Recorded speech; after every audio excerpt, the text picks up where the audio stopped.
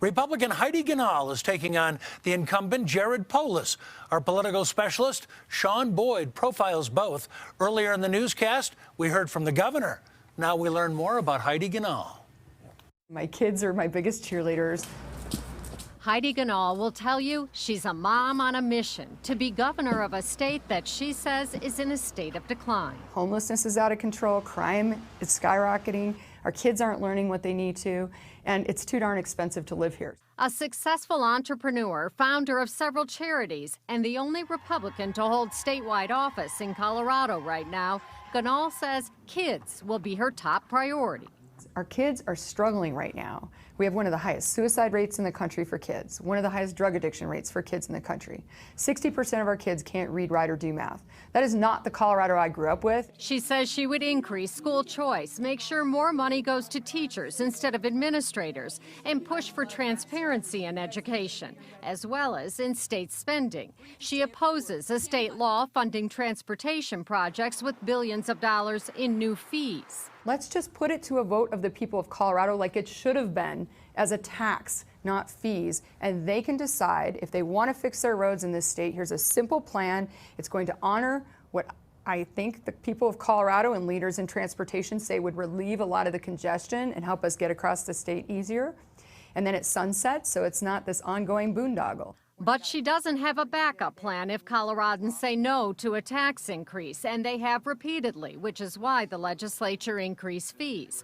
Ganahl says taxes, fees, and regulations are to blame for Colorado's high cost of living, including its lack of affordable housing. She says she would work with local governments to reduce red tape. She also plans to eliminate the state income tax, which makes up a third of the budget, by shrinking the growth of state government and increasing revenue from other sources without raising taxes. But it doesn't mean that we're going to slash and cut agencies. It means we're going to do a hiring freeze.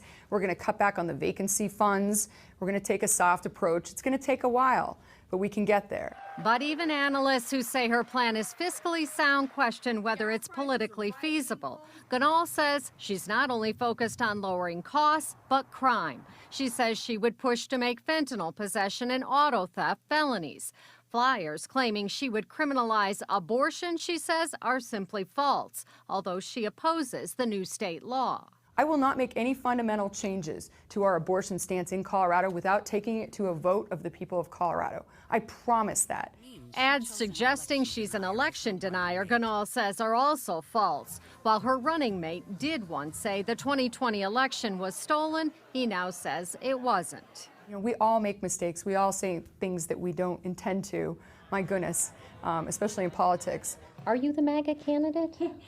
I voted for Trump. I supported his policies, and boy, I don't think Biden's doing a good job for our country, but I'm focused on my race. A race that's been an uphill battle from the start. The last time Colorado elected a Republican governor was 20 years ago. I don't want to wake up in 5 or 10 years and think I could have done something and I didn't. This state means everything to me. I want the people of Colorado to know that we will put everything on the table. We will fight so hard for our kids, for our economy, for our beautiful way of life here in Colorado.